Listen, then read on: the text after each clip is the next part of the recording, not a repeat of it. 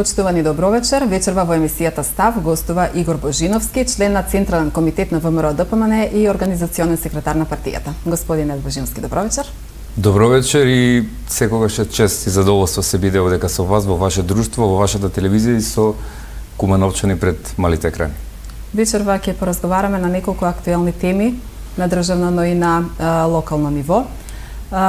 Еве за почеток, вашиот лидер Христијан Мицкоски изјави дека треба што поскоро да се одржат предвремени парламентарни избори, а според него можни се и предвремени заедно со локалните избори. Од друга страна пак премиерот и претседател на СДСМ Зоран Заев вели дека парламентарното мнозинство не може да се намали, туку може само да се зголемува. Според вас ги чувствуваат ли граѓаните бенефитите од оваа власт? Што направи СДСМ за граѓаните изминативе години?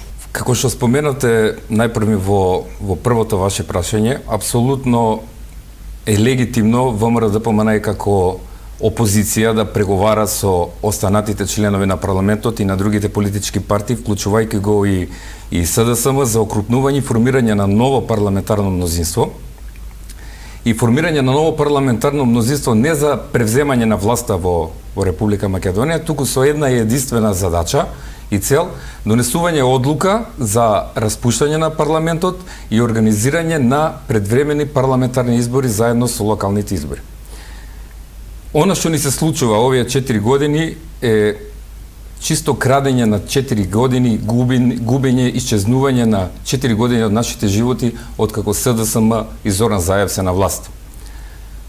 На 1 јуни, пред само неколку дена, се навршија 4 години откако беше формирана првата влада на СДСМ, каде што мандатар беше Зоран Заев, и да бидеме реални и честни, граѓаните, луѓето има очекување и надежи после сите оние силни ветувања што ги испорача Заев пред изборите 2016 година.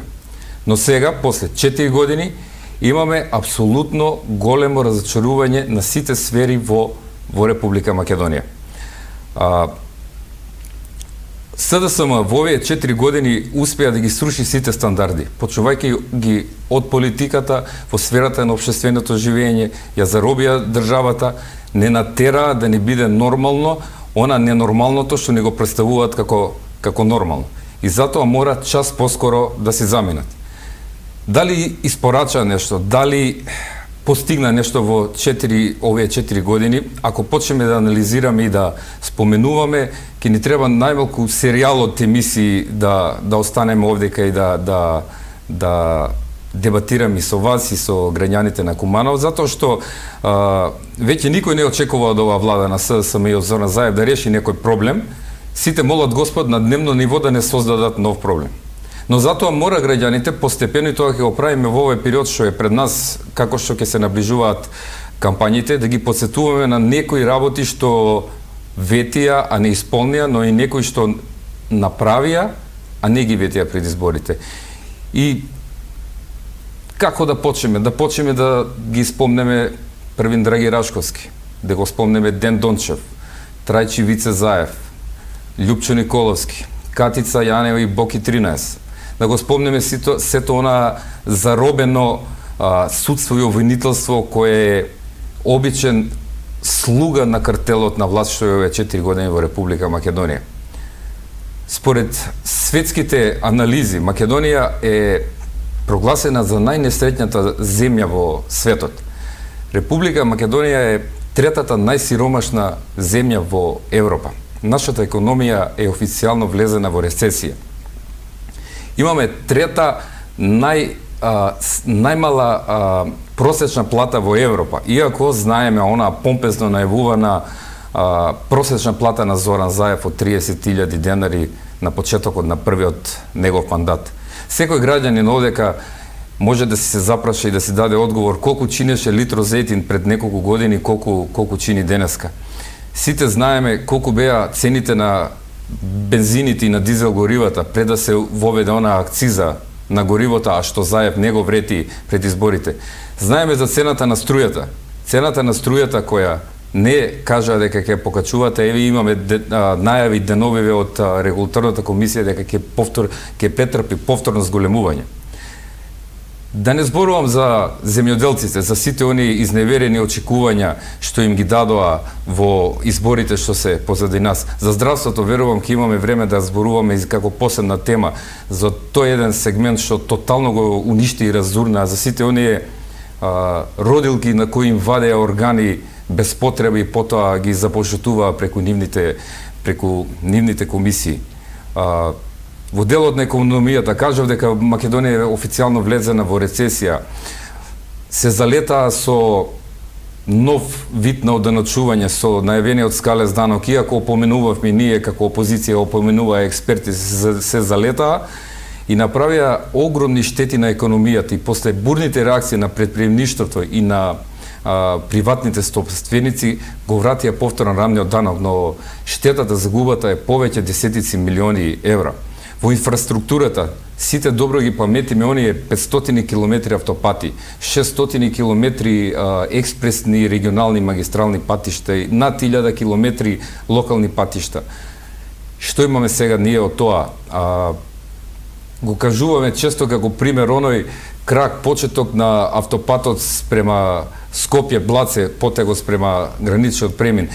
Не цели 2 километри. Не успеаат за овие 4 години да го истампонираат, не да го направат како автопат.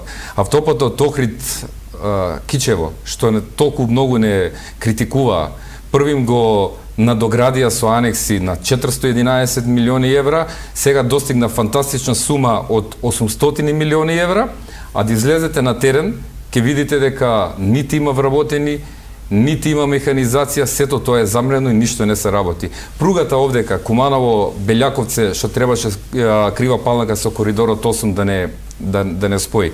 Не мрдна од мртва точка, ама затоа успеа германската фирма Вибе, мислам дека така се викаше, што работеше на проектот да ја набркаат поради неплатени обврски на државата спрема нив. Тука е онај сега актуелен, исто така најавуван, помпезен проект за клинички центар во Скопје, нов клинички центар, ама видовме дека во Србија ист, ако не идентичен се прави, ама за 400 милиони евра помалку од Скопскиот клинички центар, со тоа што уште не почнали, имаат само визибилити студија, уште немаат проект, ама 400 милиони евра го планираат да го преплатат, отколку што е овој во Србија. Да не зборуваме за статусот на Охрид, што ќе го изгуби статусот на заштитен град од ЮНЕСКО и така натаму. Во овој дел сакам исто, ако ми дозволите малку само неколку збора за можеби еден од најнеуспешните министри во владата на Зоран Заев во овие 4 години, нашиот сограѓанин Оливер Спасовски.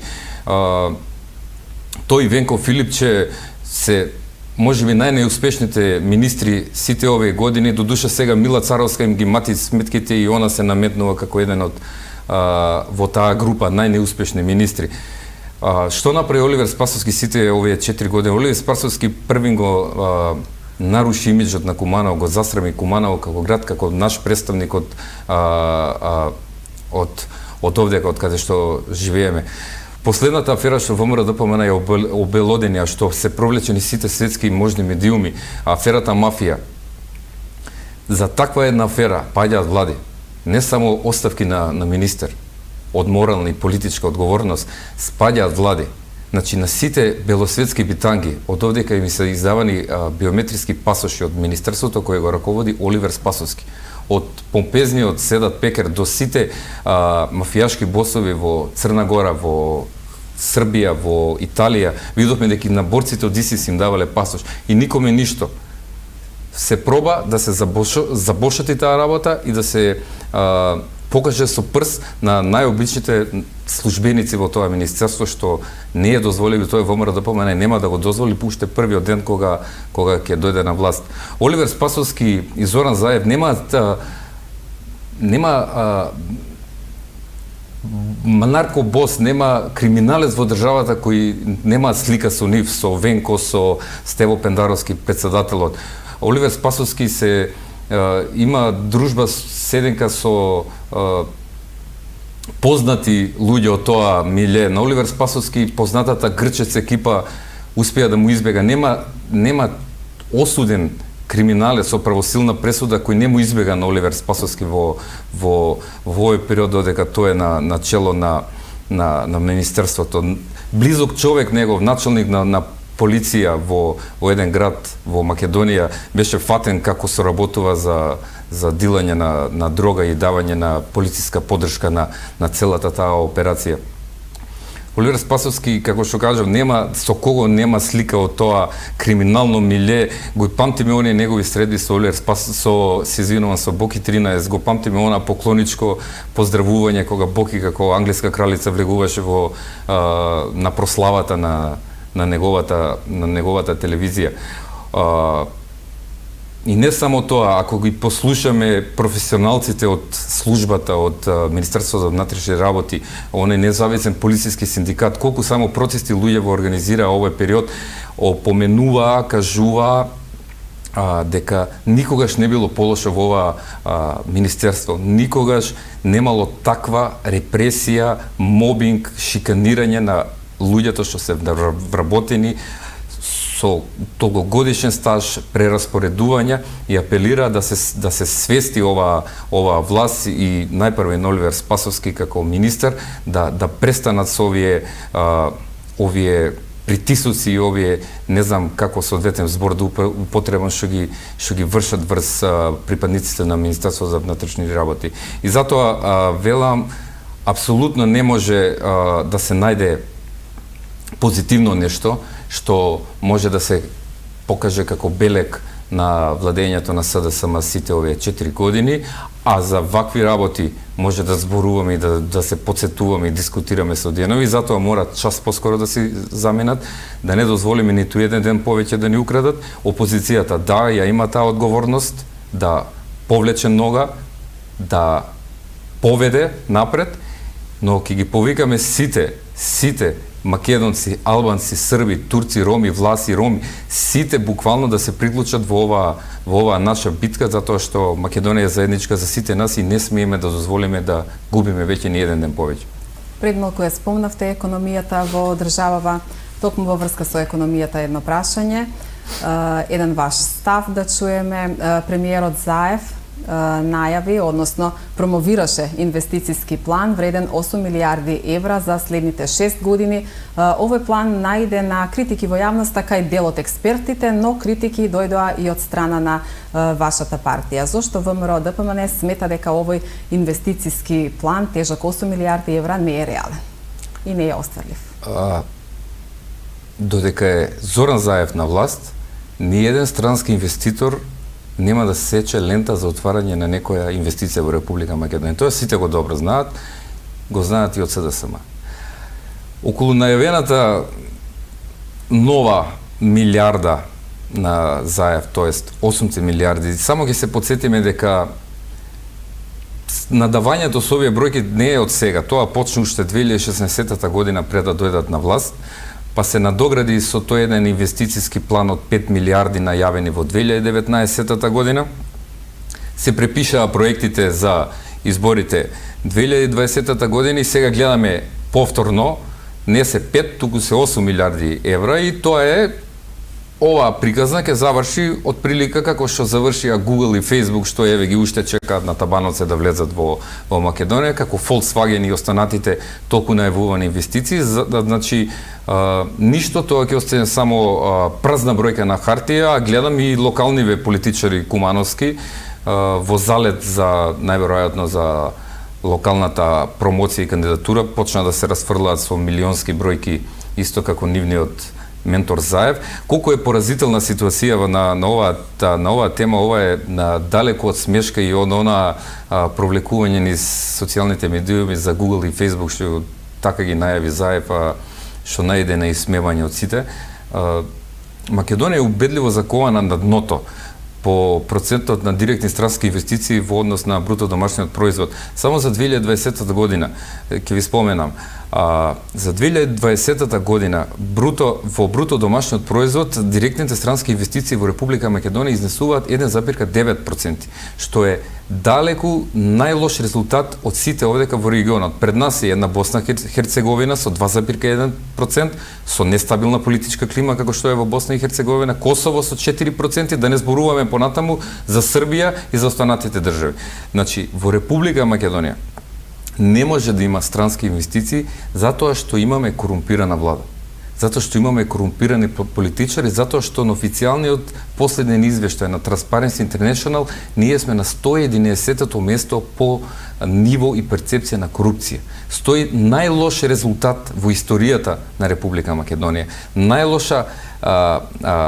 Најлош параметар, најлоша, најкорумпирана влада до сега во оваа независност од 30 на години во државата и не доведа до тој стадиум да не мерат со една Монголија, со Тринидад и Тобако и со држави што ни името не знам да им го кажам. И затоа велам, се додека Заев на власт, какви 8 милиарди една лента нема да се исече од странски инвестиции.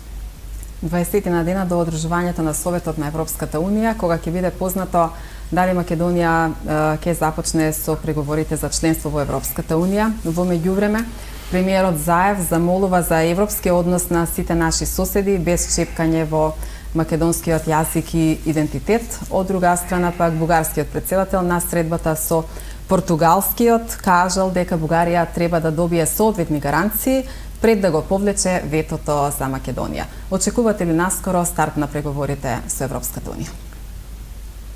Прво и основно, овие граѓани што живеат во Република Македонија заслужуваат европска иднина. Но за жал, со сите оние распродажби на националните прашања, идентитети, истории на Зоран Заев не стави во една таква незавидна положба да сега повеќе од било кога е загрозена европската иднина на Република Македонија.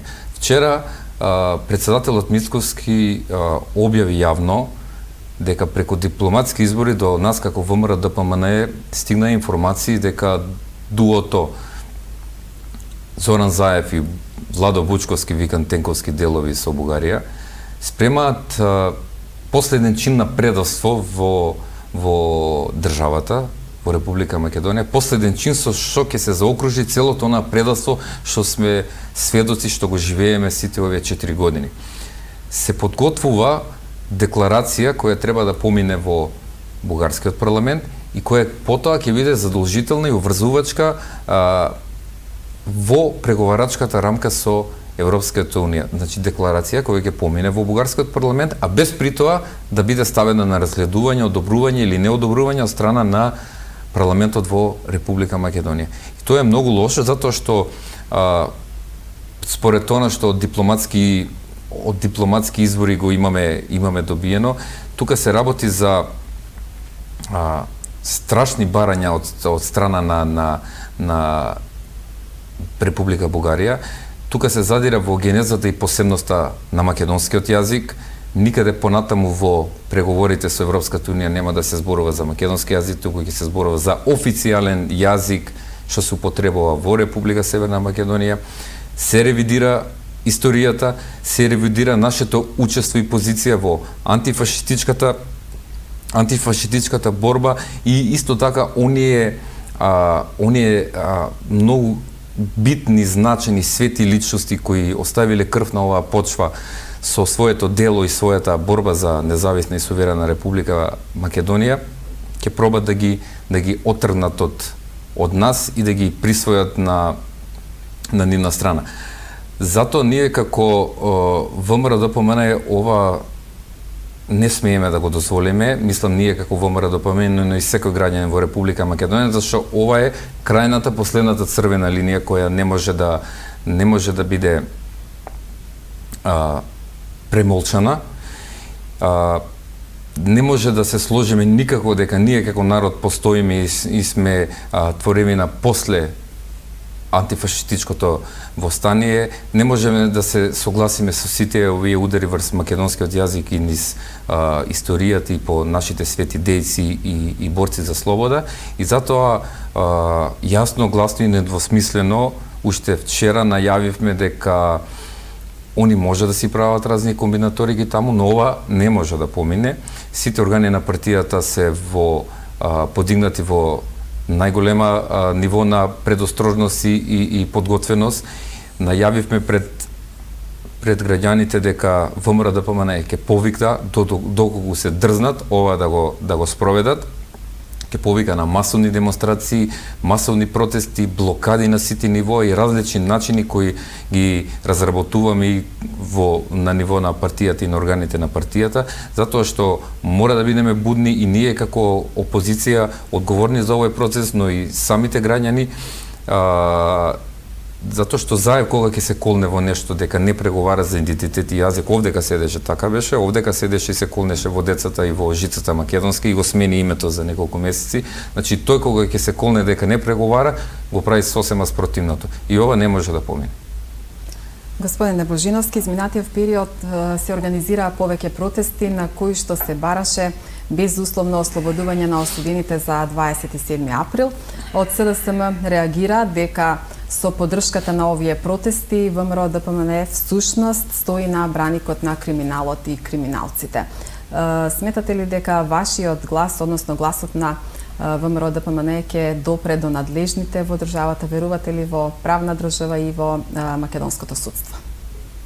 Не веруваме во правна држава и македонското судство и самиот реномиран светски познат економист има кажано, има напишано со црни болдирани букви дека во Македонија не постои демократија, откако СДСМ е на власт, откако Зоран Заев е на чело на оваа држава, во Македонија има политички затвореници. Во Македонија патриотите се во затвор, а оние криминалците што заслужуваат да се на нивно место се на слобода.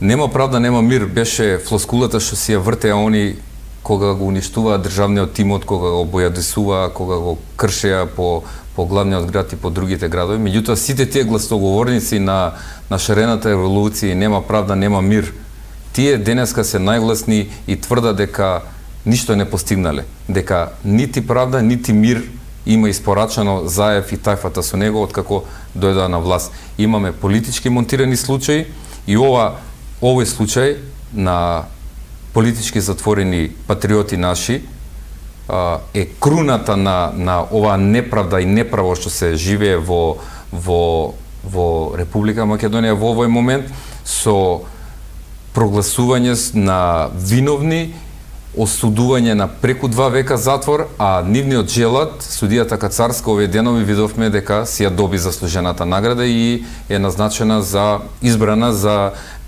председател на Уставниот суд во Република Македонија. ВМРО-ДПМНЕ никогаш не се откажала од идејата дека овие луѓе мора да бидат на слобода, затоа што не се виновни. Мора оваа постапка да биде повторена. Значи, ние како партија и самите тие луѓе што се осудени неправо на толку повеќе годишни роби не бараат милост, бараат само повторување на постапката, ни седна непристрасна постапка, не на компромитирани сведоци, како што беше сведокот Нинџо, видовме, сите знаат многу убаво зошто и како беше неговото сведочење и колку пати е менувано и како е злоупотребувано. Значи бараме непристрасна постапка, повторување како што имаше и има повторување на постапки во Македонија, да не се навраќаме и да не замерат некои други, меѓутоа кога може за некои други да се повторува постапката, ќе се повтори за браќата од 27-ми. Ги нарекувам браќа затоа што се тие наши браќа по љубов кон татковината и патриотизмот што го гаат во нив. Ние како ВМРО-ДПМНЕ низ тие протести им даваме поддршка да излезат, да издржат во оваа борба, затоа што знаете, еден ден на неправедно осуден во затвор е тежок како година и со ова е некој наш мал гест на помош да им кажеме дека тука е блиску зората и правдата која после промените кои мора да се случат ќе дојде во Република Македонија и секако е поддршка за нивните семејства, за нивните деца кои паралелно со нив ја живеат голготата сите овие години. И само е, ако ми дозволите, мала паралела на овој случај. Имавме сега во Соединетите Американски држави, кога се пребројуваа гласовите, кога се сумираше резултатот од гласањето за претседателските избори, знаете, и тогаш имаше влегување слично како во македонскиот парламент, во највисоките институции во Америка. Велам слично, ама не е баш слично, таму имаше 4 жртви, 4 погинати луѓе, имаше огромна материјална штета.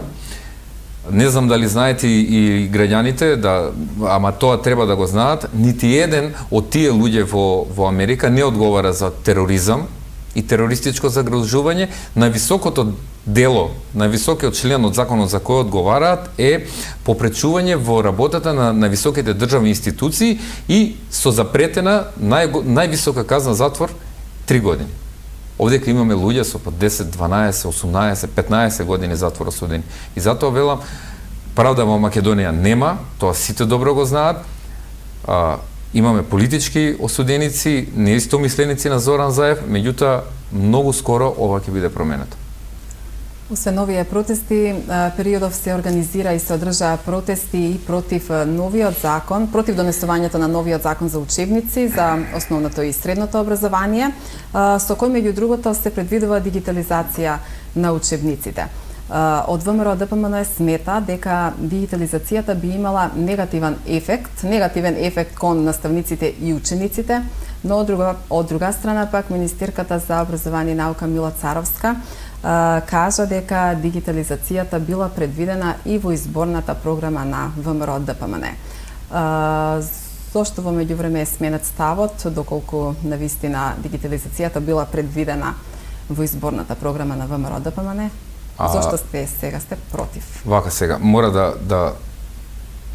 да го појасниме на пластичен начин што се случува моментално во делот на образованието, а прва перјаница и повика на тоа да го направи од Зоран Заев е токму Мила Царовска. Да, ВМРО ДПМН е за дигитализација, за реформи во образованието, но суштински реформи. Ова што Мила Царовска пробува да го протурка е само чиста и гола политика. Нема никаква врска со образовниот процес и унапредување на тој образовен процес за помалите генерации. Овдека има две цели да се спроведат. Прво, преку ова форсирање што го прави Мила, мора има задача да ги инкорпорира сите оние договорени елементи од актуелните договори со Бугарија околу нашето попречување во Европската Унија, да се инкорпорираат во образовниот процес, во образовниот материјал и деталите, сега им дојдоа на ред деталите од договорот од Преспа со промената на нашето име, и од друга страна имаат не знаат како, а мора да го употребат заемот од Светска банка што го има добиено од 21 милион, така нешто беше, евра, и сега најдоа начин ова да го спроведуваат. Да, ВМРО ДПМН е за реформа, ВМРО ДПМН е за подобрување на процесот на учење и за децава, за помаливе генерации и за професорите, меѓутоа не со овакви тектонски пореметувања кои ќе имаат далеко сежни последици на идните генерации во Република Македонија. Дали знаете дека во законот е предвидено на годишно ниво да се менуваат дозволено е 30% од програмата, од материјалот што е за учење.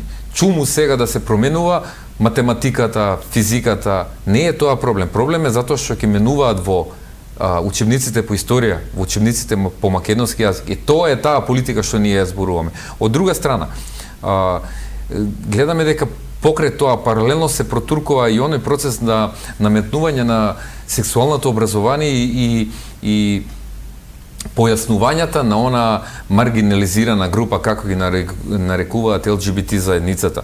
Во ред, ние мора, ако сакаме да се согласуваме со европското законодавство и во тој поглед да бидеме пошироки, полиберални, ама нема никаква потреба во овој момент да на националниот сервис на Македонската радио телевизија во термините сега ради ковид пандемијата, нели децава што има учења, обуки преку програмите, во термините за нив да им се објаснува за трансродни лица, за и другите припадници на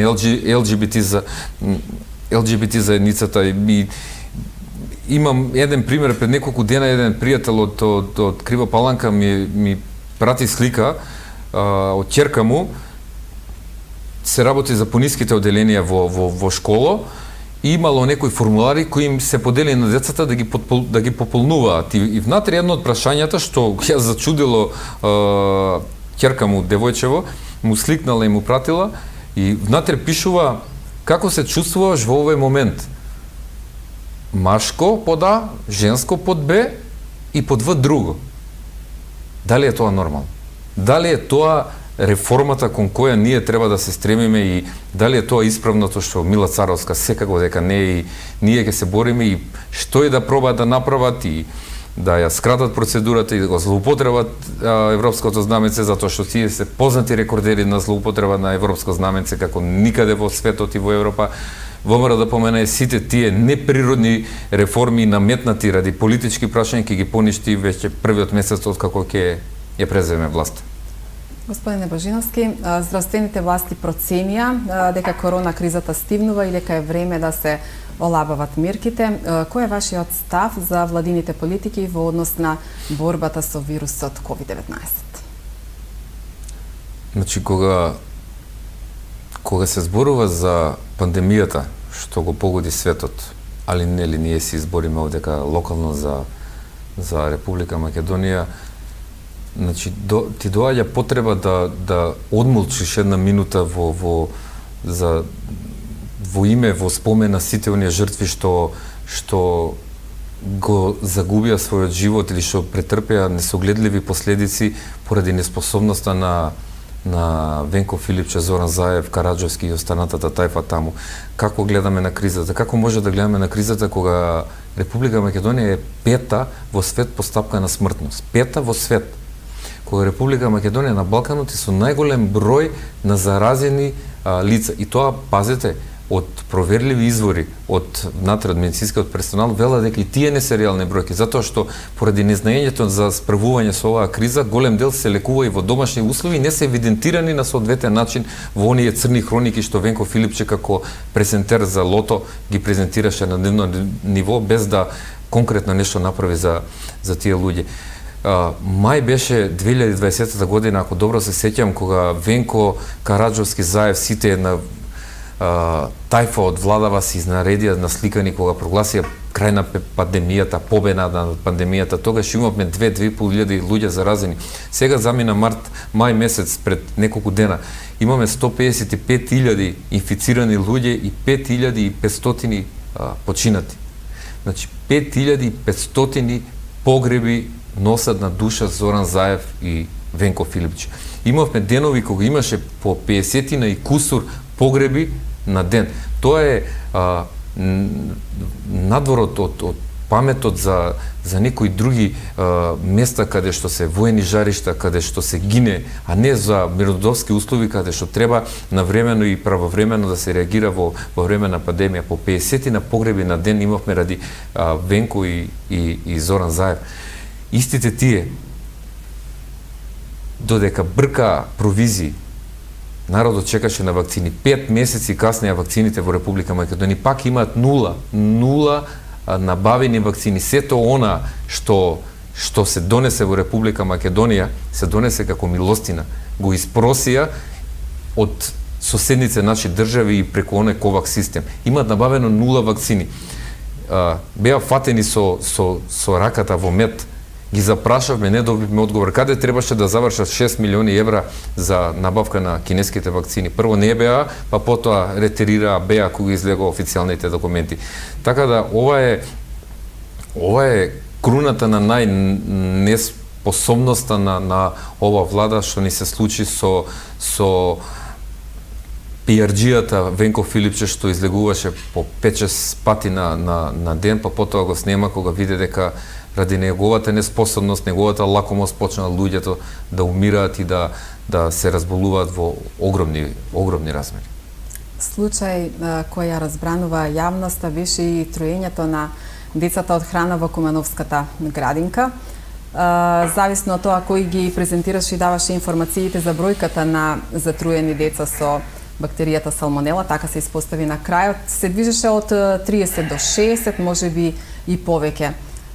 Вие лично како засегнат родител, заедно со другите родители, најавивте дека ќе поднесете кривична пријава за утврдување на пропустите и повикавте на одговорност. Што се случува во меѓувреме? Значи вака, последната бројка што ја добив од надлежните институции дека е 72 деца плюс персоналот во градинките. И кога се зборува на оваа тема, ја и затоа ни социјалните медиуми апелирав, значи овдека ја ставаме политиката на страна, овдека зборуваме како родители на деца кои претрпеа страшни здравствени проблеми.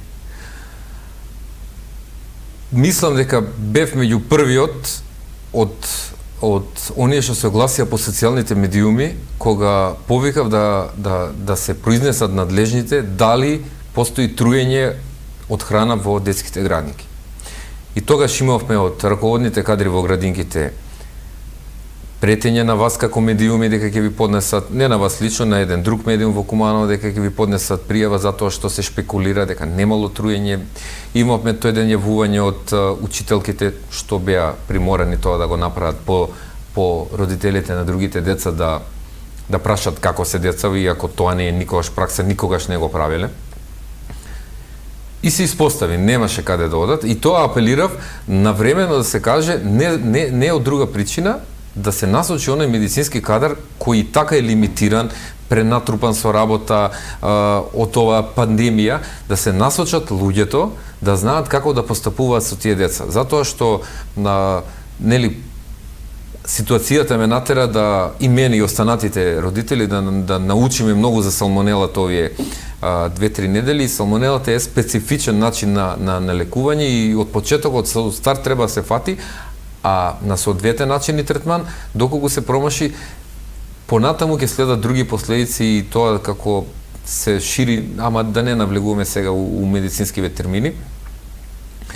Тоа алармирав, подоцна ајде, салмонела била, не била, па потврдија дека била, па почна сумнително да излегуваат резултати негативни на првите неколку деца. Арно, ама мојата ќерка беше хоспитализирана во Скопје и излезе позитивен резултат. Исто тогаш опоменав дека да не се играат со ѓаволот, да не пробуваат некои задкулисни работи да се прават.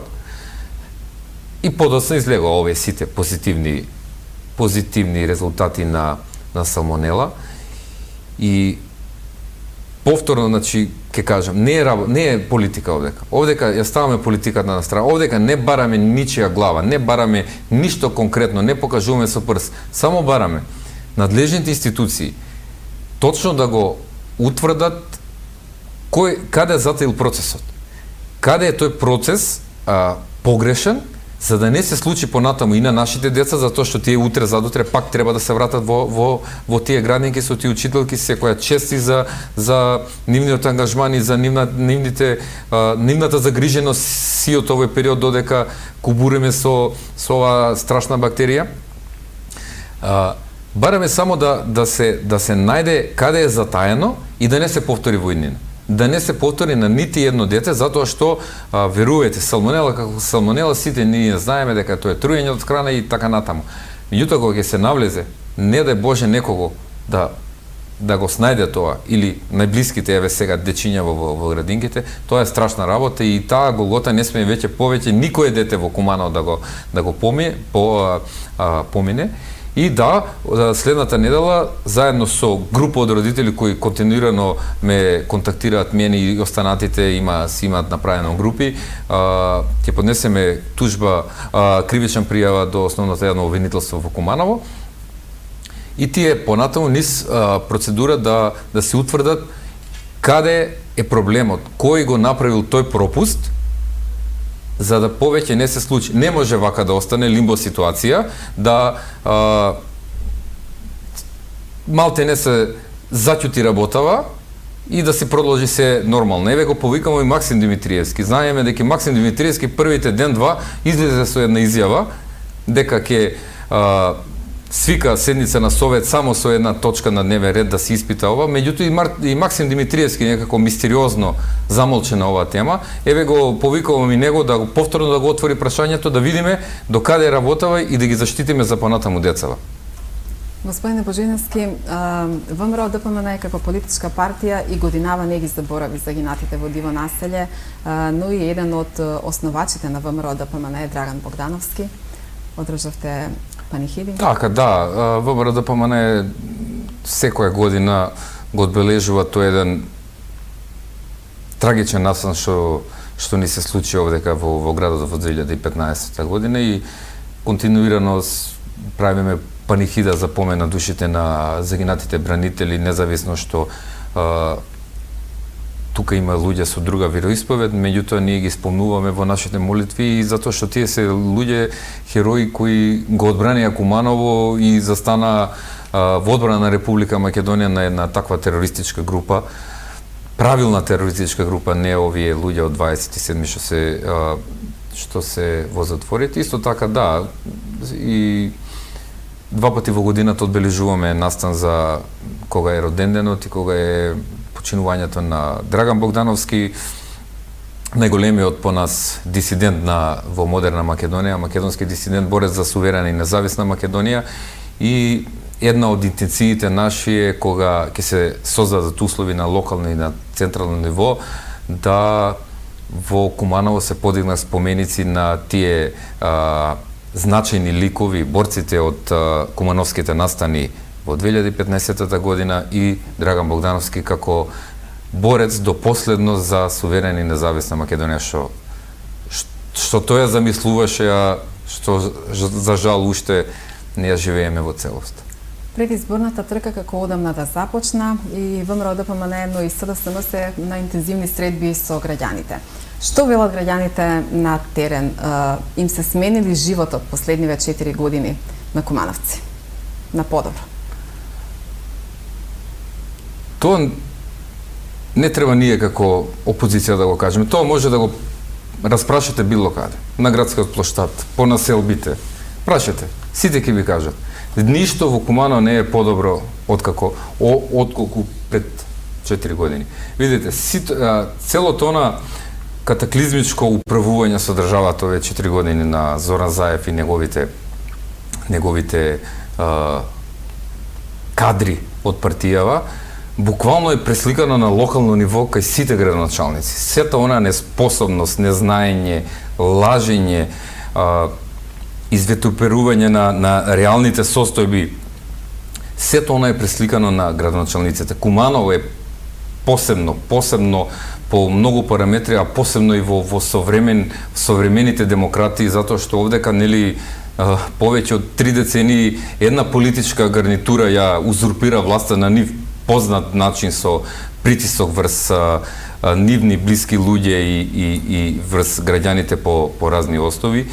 И 3 децении СДСМ во овој град управува и гледаме како управува. Максим Димитриевски е само еден обичен продолжуваш на таа низа на катастрофално водење и раководење со најголемата општина во Република Македонија. Максим Димитриевски зад себе нема ниту еден капитален проект, ама затоа има половина и повеќе мандат потрошено во внатрепартиска борба со кадрите од неговата партија што се откуманува на други позиции во државниот апарат и во партијата. Максим Димитриевски потроши 7 милиарди денари. 7 милиарди денари буџетски пари, ама не ги направи ветените 2 градинки. Не го направи општинското основно училиште што го вети, ама купи нови автомобили. Купи нови автомобили кои што не ги вети пред изборите. Максим Димитриевски вети 5 катни гаражи, ама го направи она ругло во центарот на градот, што ми се смеат кога ќе дојдат гостите од страна, кога гледаат и кога го представуваме како катна гаража. Сообраќајниот хаос, паркингот, никогаш полошо не било во Куманово. Еден од капитално најавуваните проекти цевководот Липково-Куманово, знаете до каде, не е мрднато, ама тоа добро го знаат оние граѓани и го паметат што кубурат со вода голем дел од голем дел од годината и тоа ќе го потсетат Максим на изборите што ќе дојдат на есен. Ветија генерален урбанистички план се дигна галама и ништо од тоа. Ветија усовременување на централното градско подрачје со нови фасади, осветлување, поврзување на плоштадите с пешачки. Нормално. Нула реализација. Максим, едно од познатите оние па дига пароли за чист воздух и чиста вода. Куманово знаеме, сите одека живееме и ги следиме последно во зимските месеци. Куманово е најзагаден град во Европа, во светски рамки не мерат и не споредуваат со некои градови во Индија. Наместо живот, смрт донесува за нас и за нашите деца. Затоа Максим Димитриевски може да доаѓа во вашето студија, во другите студија, да одржува колку сака пресконференција, да се жали дека сметката му била блокирана. Иако знаел, тој претходно беше претседател на Совет, дека немал доволно средства тоа го направи. Може да замачкува очи со оние асфалтчиња што ги прави по населбите, обидувајќи се нешто да покаже дека направил, ама еве уште сега се жала дека им пропаѓа асфалтот, луѓето таму се јавуваат и раскажуваат. Така да не, имаме изгубени 4 години, како за централно, исто така за локално ниво, и затоа мора час поскоро конечно да се направи промена во Куманово и друга политичка гарнитура да покаже како се работи овдека. Токму во пресред на локалните избори, партиски функционери на СДСМ веќе промовираат проекти во 3D анимации за пубаво Куманово. За дел од нив токму градоначалникот Димитриевски кажа дека се нереални. Кој е вашиот став во однос на промовирањето на вакви проекти? Значи, вака од страна ги гледаш, овој муабет од кумановчани, не знаеш дали да се смееш или да плачеш. Прво го имаш градоначалникот кој самиот цртеше такви 3D пред 4 години, па објаснуваше, па покажуваше со прст како било, па како ќе биде. А сега самиот тој па им дели памет на овие другите дека не можело, немало средства, па процедури било, не било, иако нели тогаш он беше претседател на Совет и беше длабоко навлезен во структурите на општината и знаеше дека тоа не може, ама сепак си го вети на граѓаните и ги излажа. Па имаш сега овие што цртаат 3D анимации, си играат на компјутер, па прават некои снимања, па се расфрлаат како Зоран Заев, буквално 5 милиони ваму, 3 милиони наму, мислиш џак пари ќе донесат кога ќе дојдат во општината и ќе ги поделат. Па имаш трети што се слигаат пред базени, пред хотели некои, иако врска немаат каква е моменталната состојба на тие објекти, на тие земјишта во судските лабиринти и во постапките што се тераат, но не се сума сумарум, тоа ние го кажуваме, тоа кумановчани мора да го знаат и да го имаат на ум, а го имаат веќе, дека исти се. Значи, тоа е таа матрица. Они можат еден од друг да се оградуваат, да се напаѓаат јавно, тајно. Меѓутоа, таа е таа матрица на лажење, празни зборови, многу ветувања, ставање на розови на очи пред изборите. Меѓутоа, кога ќе дојде времето да испорачат, ништо не испорачуваат, но без срам, повторно за 4 години, доаѓаат некои нови и повторно цртаат анимации, прават проекти само на хартија. Тоа веќе нема да помине и тоа овака како ехо се шири низ градот, доста е веќе. Со какви проекти според вас би се подобрил животот на кумановци? Со една реченица. Ќе се подобри животот со реализација на сето она што не им го направи СДСМ. Тоа е доволно. Значи, сето она што СДСМ им вети, ги излажа сите овие 30 години, со тоа ќе се подобри животот на нашите граѓани.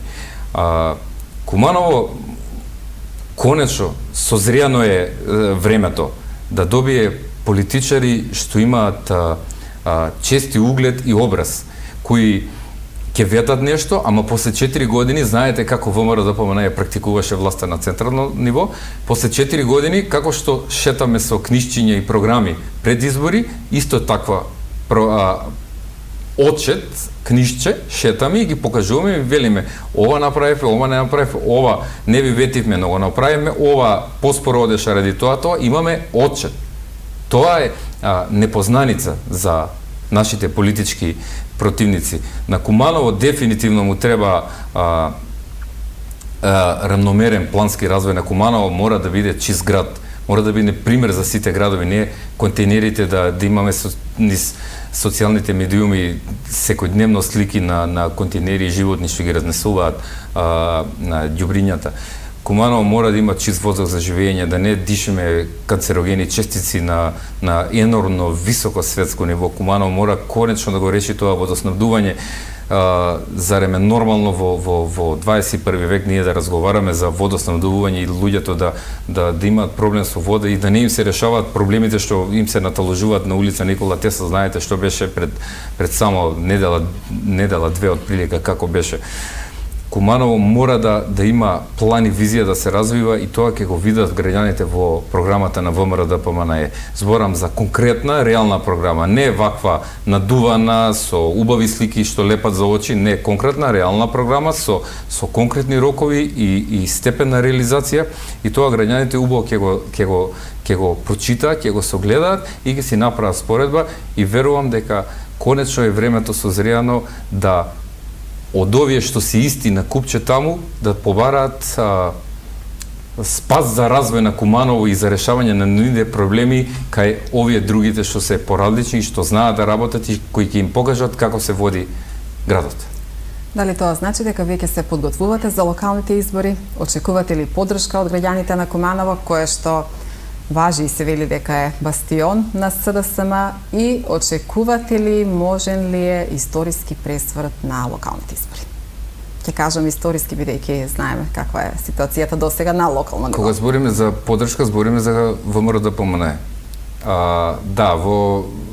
Знаете, ние сме партија која е со народот и од народот и многу не е битно да го чуеме она ехо од граѓаните и затоа најреномираните куќи кои работат истражувања во Република Македонија прават и се при крај со истражувањето на мислењето за можните кандидати за градоначалници од редовите на ВМРО-ДПМНЕ, ама како и да е, на Куманово мора да му се случи пресврт, затоа што сето ова што го набројавме само еден мал дел на сите оние пропусти што СДСМ, велам, кога ќе кажам СДСМ, мислам и на Максим Димитриевски, на сите оние градоначалници, па и на оние што претендираат да го заменат Максим Димитриевски внатре во нивните редови.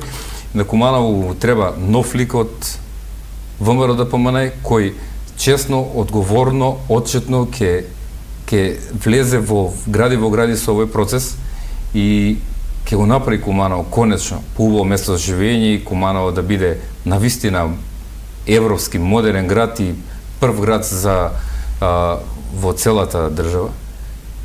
И во оваа прилика, ако дозволите, само една порака би сакал да им упатам на сите оние неопределени гласачи, на сите оние вработени во јавните претпријатија, во школите, во градинките, во самата општина, во сите институции што се под општина Куманово, мора да знаат дека влакно од главата нема да им фали. Значи, да не веруваат веќе во тие приказки што им ги кажуваат нивните што ги тераат да гласаат целото ова време, сите овие години, што ги заплашуваат со ВМРО-ДПМНЕ. Мора граѓаните знаат дека влакно од глава нема да им фали. Нема да има никакви реперкусии врз нивните работни места, врз нивните семејства. Слободно зад параванот, таа потреба за промена што самите ја чувствуваат, што ни приоѓаат, што уште ни ја шепкаат на уво, да се искажат позади параванот и да му дадат шанса на ВМРО-ДПМНЕ конечно да дојде на власт во Куманово, без никаков страф и без никаква мисла дека нешто ќе им се случи од ова што им го навестуваат нивните властодржци и фактори во партијата, затоа што ние сме различни, повторувам по не знам кој пат, ние сме различни. ВМРО-ДПМН не е осветољубива партија, ВМРО-ДПМН е партија со народот, си го сака својот народ. Сетете се само на назад 10-11 години како се практикуваше власта. Немаше бркање од работа, немаше тортура, немаше преместување по работа. Тоа е одлика и на општините каде ВМРО-ДПМН е, ја раководеше власта, тоа ќе биде одлика и кога ВМРО-ДПМН ќе дојде на власт овдека во Куманово. Господине Божиновски, ви благодарам на гостувањето. Остана уште теми, но секако за следните теми во некоја следна емисија. Ви благодарам. Ви благодарам и да се видиме во некоја скора прилика. Благодарам. Почитувани гледачи, тоа беше се за вечерва. Останете со програмата на Телевизија Плюс. Пријатна вечер.